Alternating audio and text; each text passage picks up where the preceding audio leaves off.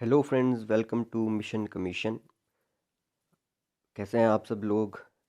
देखिए, हमने cell biology का चैप्टर जो है वो स्टार्ट किया हुआ है और इसके 3 पार्ट अभी तक आ चुके हैं और ये लास्ट पार्ट में सेल बायोलॉजी का जितना भी एमसीक्यूज पोर्शन है वो सारा इसमें कंप्लीट हो जाएगा। तो फ्रेंड्स, अगर चैनल को सब्सक्राइब नहीं किया है तो सब्सक्राइब करें और बेल आइकन को दबा दें ताकि आपको सारे वीडियोज़ की नोटिफिकेशन टाइम टू टाइम मिलती रहे और कोई भी वीडियो आपका मिस ना हो। सो फ्रेंड्स, स्टार्ट करते हैं। Next question. Golgi apparatus converts proteins and lipids into glycoproteins and glycolipids by adding। Golgi apparatus क्या करता है, वो प्रोटीन और लिपिड को कन्वर्ट कर देता है। किसमें? ग्लाइकोप्रोटीन्स में और ग्लाइकोलिपिड्स में। और इस चीज़ के लिए उसको एज अ कैटलिस्ट किस चीज़ की ज़रूरत पड़ती है? ऑप्शंस हैं मिनरल्स की, मैग्नीशियम आयंस की, कार्बोहाइड्रेट्स की या फिर इन सभी की।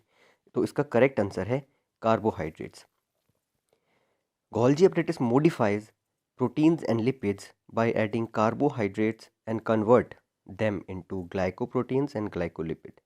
Golgi apparatus यूज़ करता है कार्बोहाइड्रेट का और प्रोटीन और लिपिड्स को कन्वर्ट कर देता है ग्लाइकोप्रोटीन्स में और ग्लाइकोलिपिड्स में। So our next question is peptidoglycan and murein is special और distinctive feature of cell wall in.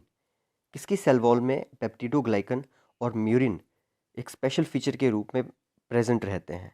Options हैं एल्गी, फंजाई, बैक्टीरिया या फिर प्लांट्स। तो पेप्टिडोग्लाइकन और म्यूरिन मिलते हैं बैक्टीरियन सेल वॉल में।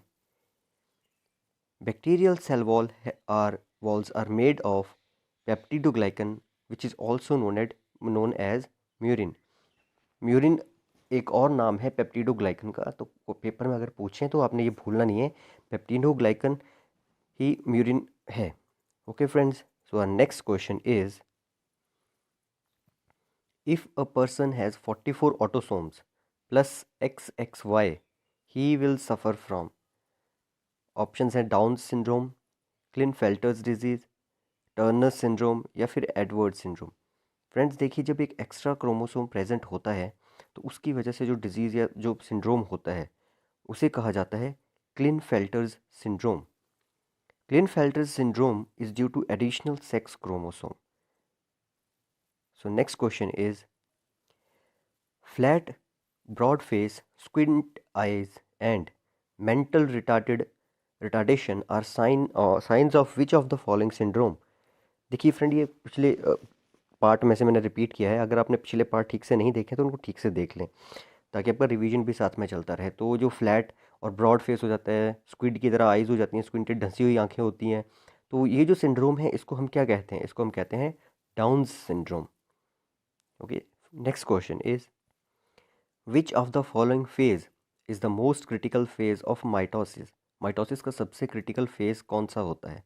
तो इसका जो करेक्ट आंसर है वो है एनाफेज। फ्रेंड्स, एनाफेज माइटोसिस का सबसे क्रिटिकल फेज होता है और ये इसलिए होता है क्योंकि उस टाइम पे इक्वल डिस्ट्रीब्यूशन होता है क्रोमेटिड्स का।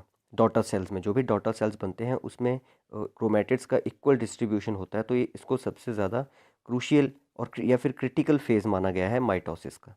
So our next question is in Down's syndrome which one of the following pair fails to segregate. Down's syndrome में कौन सा जो क्रोमोसोमल पेयर होता है वो अलग नहीं हो पाता है और उसकी वजह से एक प्रॉब्लम हो जाती है। तो अगर आपने पिछला वीडियो देखा है, अगेन ये रिपीट है, रिवीजन टाइप में है, तो इसका जो आंसर है वो है 21 pair. 21st pair of autosomal chromosome fails to segregate in the Down's syndrome. So our next question is in which stage of interphase there is increase in cell size and many biochemicals are formed. Interphase के कौन से वाले हिस्से में, कौन से वाले part में सेल साइज इंक्रीज करता है और बहुत सारे बायोकेमिकल्स की फॉर्मेशन होती है? तो इसका राइट आंसर है G1 phase. Cell grows and in size and many biochemicals are formed in G1 phase. Next, cell wall has how many layers. जो सेल वॉल होती है उसकी कितनी लेयर्स होती हैं? तो सेल वॉल की 2 लेयर्स होती हैं या 3 या 4 या 5? सेल वॉल की टोटल 3 लेयर्स होती हैं और वो कौन कौन सी होती हैं? Primary cell wall, secondary cell wall और जो मिडल लैमेला होता है वो। तो ये 3 लेयर्स होती हैं जो सेल वॉल की लेयर्स हैं। So next question is centrioles are made up of dash microtubules. जब सेंट्रियोल बनता है तो वो कितने माइक्रोट्यूब्यूल से मिलकर बनता है? 3, 6, 9 या फिर 12? इसका राइट आंसर है 9। Centrioles are made of 9 triplets of microtubules arranged in a cylinder. So next question is lipids metabolism is the function of। Lipid जब मेटाबोलाइज होते हैं, उनका जब मेटाबॉलिज्म होता है वो किसका फंक्शन होता है? Smooth endoplasmic reticulum, rough endoplasmic reticulum, chloroplast या फिर गोल्जी अपरेटस? तो इसका जो आंसर है वो है smooth endoplasmic reticulum. Smooth endoplasmic reticulum उसके मेटाबॉलिज्म को परफॉर्म करती है। So next question is what is the duration of an average cell cycle in the humans? Humans में जब सेल साइकिल होता है तो उसकी एवरेज ड्यूरेशन कितनी होती है? It's right answer is 24 hours. Next question is the process by which unwanted structures within the cell are engulfed and digested within the lysosome is called। वो क्या प्रोसेस होती है जिसमें जो अनवांटेड सेल होते हैं उनको एनगल्फ कर लेता है लाइसोसोम और डाइजेस्ट भी कर देता है? उस प्रोसेस को हम कहते हैं ऑटोफेगी। ऑटोफेगी वो प्रोसेस है जिसमें लाइसोसोम्स अनवांटेड स्ट्रक्चर्स को एनगल्फ करके और डाइजेस्ट कर देते हैं। So next question is exchange of segments between homologous chromosomes is called. जब होमोलोगस क्रोमोसोम्स में कुछ सेगमेंट्स का एक्सचेंज होता है तो उस प्रोसेस को हम क्या कहते हैं? ऑप्शंस हैं segregation, segregation, mutation, independent assortment और क्रॉसिंग ओवर। इसका जो राइट आंसर है वो है क्रॉसिंग ओवर। क्रॉसिंग ओवर में जितने भी सेगमेंट्स होते हैं होमोलोगस क्रोमोसोम्स के वो एक्सचेंज होते हैं। Exchange of segments between homologous chromosomes is called crossing over. It causes variations in genetic makeup of the next generation. So our next question is which of the following in the endoplasmic reticulum is involved in the synthesis of protein? Rough endoplasmic reticulum, smooth endoplasmic reticulum, cisternae या फिर ये सभी? कौन सी वाली endoplasmic reticulum protein synthesis में help करती है? देखिए फ्रेंड्स, हमने अभी पढ़ा स्मूथ एंडोप्लाज्मिक रेटिकुलम का क्या फंक्शन होता है। उसका फंक्शन होता है मेटाबॉलिज्म करना। किस चीज़ का मेटाबॉलिज्म करना? लिपिड्स के मेटाबॉलिज्म में स्मूथ एंडोप्लाज्मिक रेटिकुलम हेल्प करती है, और जो रफ एंडोप्लाज्मिक रेटिकुलम है वो हेल्प करती है प्रोटीन सिंथेसिस में, और इसलिए इसे protein factory of the cell भी कहा जाता है। Only rough endoplasmic reticulum is involved in the synthesis of proteins. Smooth endoplasmic reticulum plays a role in transport of material from one part to another of the cell, and also it plays a role in the metabolism of the lipids. So our next question is cell membrane is chemically composed of which of the following? Cell membrane chemically किस चीज़ से मिलकर बनी होती है? ये repeat हो रहा है क्वेश्चन, रिवीजन का है। ऑप्शंस हैं lipids and carbohydrates, lipids and proteins, proteins only, and proteins and carbohydrates. तो इसका जो करेक्ट आंसर है वो है लिपिड्स एंड प्रोटीन्स। अब कितने परसेंट लिपिड्स और कितने परसेंट प्रोटीन? सेल मेम्ब्रेन है 60 to 80% content of proteins and 20 to 40% lipids. इसलिए कहा जाता है जितना आप प्रोटीन इनटेक करोगे उतनी ही आपकी जो मसल्स हैं उनकी ग्रोथ होगी। सो next question is the interior of chloroplast is divided into heterogeneous structure embedded in matrix known as। Chloroplast में जो उसका इंटरनल पार्ट होता है हेट्रो वो डिवाइडेड होता है हेट्रोजेनस स्ट्रक्चर में, और अंदर जाकर जो मैट्रिक्स होता है उसमें वो फिक्स हो जाता है। तो उस चीज़ को क्या कहते हैं? ऑप्शन है ग्रेना, सिस्टर्ने, थाइलाकॉइड या स्ट्रोमा। इसका जो करेक्ट आंसर है वो है ग्रेना। ग्रेना जो है, अब डायग्राम देख सकते हैं, इसके अंदर वाले हिस्से में मैट्रिक्स में जाकर फिक्स हो गया है। ये सारे के सारे जो हैं ये ग्रेना है। Okay friends, so next question is cell theory was established based on the work by which of the following scientist? किसने सेल थ्योरी इस्टेब्लिश की? फिर से रिपीट हुआ क्वेश्चन, रिवीजन का क्वेश्चन है। Robert Brown, Robert Hooke, Theodore Schwann and Schleiden, Jean Baptiste या फिर Lorenz Oken. उसका राइट आंसर है Theodore Schwann and Schleiden.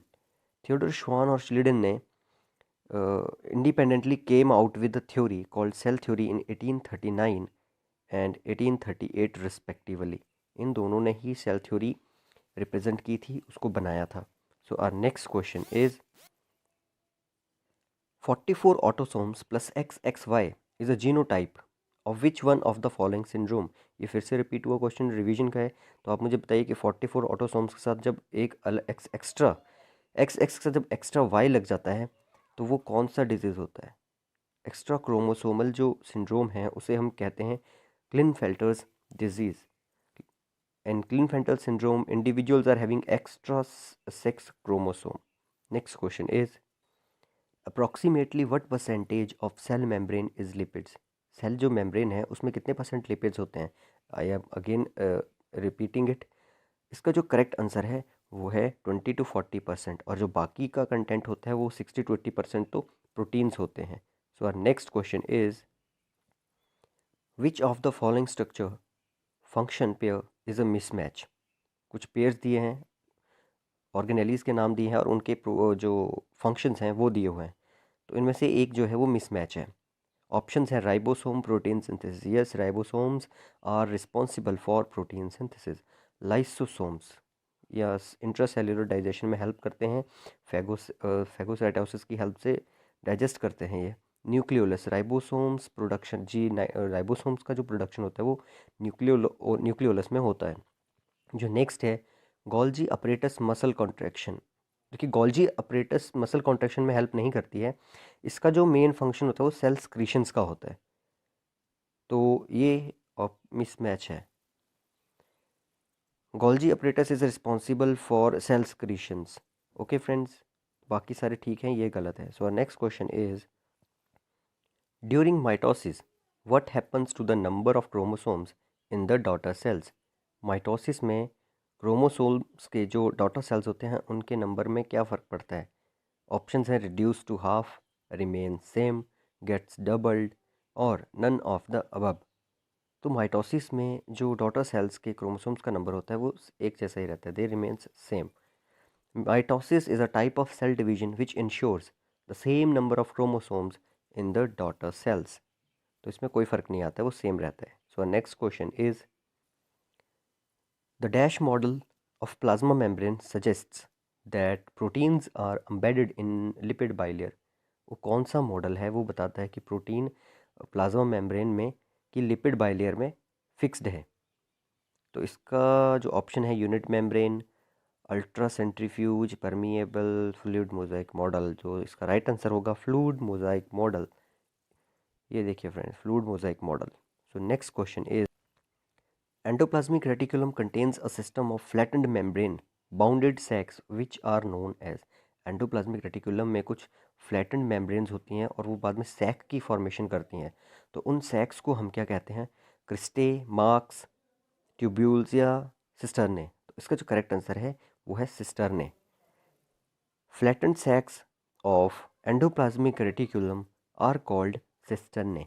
Okay friends, next question is soluble part of cytoplasm is called. Cytoplasm का जो soluble part होता है उसे हम क्या कहते हैं? ऑप्शंस हैं काइटिन, ग्लाइकोसोल, साइटोसोल या सिस्टर्ने। तो सिस्टर्ने तो फ्लैटन सैक्स होते हैं, काइटिन कुछ और चीज़ है, ये एक लेयर होती है इंसेक्ट्स के अंदर या फिर जो फंजाई है उनके अंदर, ग्लाइकोसोल कुछ और चीज़ है। तो इसका जो राइट आंसर है वो होता है cytosol. Cytosol is the soluble part of cytoplasm. So next question is ribosomes are tiny organelles which are involve in the synthesis of. Ribosomes किसकी सिंथेसिस करते हैं? प्रोटीन की। Ribosomes are minute particles consisting of RNA and associated proteins found in large numbers in the cytoplasm of living cells. They bind messengers RNA and transfer RNA to synthesize polypeptides and proteins. So next question is which of the following is the main cause of cancer? इनमें से cancer का main cause क्या है? Controlled cell division, haploid division, regulated mitosis या mutation. तो इसका correct answer है वो है म्यूटेशन। म्यूटेशन की वजह से ही कैंसर होता है। Cancer is caused by any mutation which causes the cell to grow and divide in unregulated fashion without body's further need for this type of cell. Body अपनी मर्जी से ही कोई म्यूटेशन कर लेती है जिसकी बॉडी के अंदर ज़रूरत भी नहीं होती है। तो वो जो सेल हैं, वो जो एग्जिस्टिंग सेल्स या ऑर्गेनेलिज होते हैं उनको हार्म करना स्टार्ट कर देते हैं, तो फिर वो कॉज करते हैं कैंसर को। कैंसर दो तरह का होता है, malignant cancer and Benin cancer. So next question is which one of the following is called reduction division. नीचे ऑप्शंस में से किस कंडीशन को रिडक्शन डिवीजन कहा जाता है? First meiotic division, second meiotic division, meiotic division, या फिर सभी के सभी। तो जो रिडक्शन डिवीजन होती है जिसमें रिडक्शन होती है उसको हम कहते हैं first meiotic division. First meiotic division is called reduction division because number of chromosomes are reduced to half. First meiotic division में क्रोमोसोम्स का नंबर हाफ रह जाता है, इसलिए इसको रिडक्शन डिवीजन कहा जाता है। So next question is what is the main difference between the molecules of chlorophyll and heme. Chlorophyll तो फ्रेंड्स हम सभी को पता है जो प्लांट्स में होता है, जिसकी जो फोटोसिंथेसिस को परफॉर्म करता है, और हीम है ये एनिमल्स में प्रेजेंट होता है और हेल्प करता है ऑक्सीजन के ट्रांसफ़र में। क्लोरोफिल का जो कलर है वो ग्रीन होता है और हीम का कलर होता है रेड। तो इनमें क्या डिफरेंस होता है? ऑप्शन है chlorophyll has potassium while heme has iron as the central atom. ये गलत है, पोटाशियम नहीं होता है, मैग्नीशियम होता है। क्लोरोफिल हैज़ आयरन, क्लोरोफिल में आयरन नहीं होता है, ये गलत होगी। Chlorophyll has magnesium while heme has calcium, heme में कैल्शियम नहीं होता, वहाँ पे आयरन होता है। लास्ट ऑप्शन है chlorophyll has magnesium while heme has iron as the central atom. जी ये बिल्कुल सही है, क्लोरोफिल के पास मैग्नीशियम होता है। ये आपसे अलग अलग भी पूछ सकते हैं कि क्लोरोफिल कंजिस्ट, और नीचे ऑप्शन दे देंगे मैग्नीशियम, आयरन, पोटाशियम, कुछ भी। तो याद रखना है जो प्लांट्स में क्लोरोफिल में मैग्नीशियम प्रेजेंट होता है और एनिमल्स में हीम में आयरन प्रेजेंट होता है। ये राइट आंसर है फ्रेंड्स, ये याद रखना। Chlorophyll resembles heme group of hemoglobin with the only difference of central atom. Chlorophyll has magnesium while heme has iron as the central atom. तो ये चीज़ भूलना नहीं फ्रेंड्स, प्लांट्स में मैग्नीशियम और एनिमल्स में iron. Next question is in which phase of cell division the metabolic activity of nucleus is high. Cell division के कौन से फेज में न्यूक्लियस की जो मेटाबॉलिक एक्टिविटी होती है वो बहुत ही ज़्यादा हाई होती है? इसका करेक्ट आंसर है interphase. It is the period of extensive metabolic activity in which the cell grows in size, specific enzymes are synthesized, and DNA-based units are accumulated for DNA synthesis. इसमें ये सारी चीज़ होती हैं, cell की growth होती है। So our next question is peptides in the plant cells have how many types? Plants में जो पेप्टाइड्स होते हैं वो कितने टाइप के होते हैं? प्रीवियसली भी इनके बारे में हमने पढ़ा है। तो ये होते हैं 3 तरह के, और कौन कौन से होते हैं? 3 types of chloroplast, 3 types of plastids are chloroplasts, chromoplasts and leucoplasts. So और इनमें से जो है क्लोरोप्लास्ट और क्रोमोप्लास्ट ये कलर्ड होते हैं और ल्यूकोप्लास्ट्स कलरलेस होते हैं friends. So next question is which of the following describes the endoplasmic reticulum. इनमें से एंडोप्लाज्मिक रेटिकुलम को बेस्ट डिस्क्राइब कौन करता है? Network channels in the cytoplasm, pores in the membrane, plasma membrane, pores in the nucleus membrane, inner layer of cell membrane. तो इसका correct answer है network channels in the cytoplasm. तो जो endoplasmic reticulum are the network channels in the cytoplasm, ये network की formation करते हैं, बाकी सारे ऑप्शन गलत होंगे। So last question of cell biology is what is the approximate duration of G1 phase in the human cells is cell cycle is। इसका correct answer है 9 hours। 9 hours G1 phase completes in about 9 hours in the human cell cycle। तो friend इसके साथ ये cell biology वाला chapter भी over होता है। अब नेक्स्ट चैप्टर जो है वो मैं जल्दी चैप्टर नंबर 3 अपलोड करूँगा। चैनल को सब्सक्राइब कीजिए और वीडियोस को लाइक कीजिए, ये हमें पुश करेगा कि आप और भी ज़्यादा वीडियो बनाएं। तो प्लीज़ आप चैनल को सब्सक्राइब करें। Thank you, bye bye, have a good day.